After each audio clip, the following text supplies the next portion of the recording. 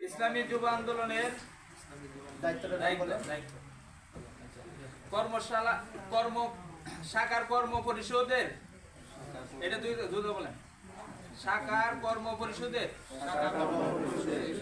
দায়িত্বশীল মনোনীত হয়ে আল্লাহ তাআলাকে সাক্ষী রেখে ওয়াদা করছি যে আমি আল্লাহ তাআলার সন্তুষ্টির উদ্দেশ্যে ইসলামী যুব আন্দোলনের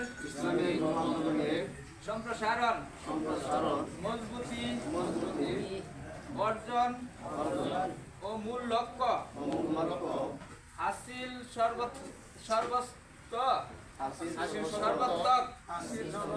প্রচেষ্টা চালাবো। আমার উপর অর্পিত দায়িত্ব ও আমানত যথাযথভাবে পালন করব।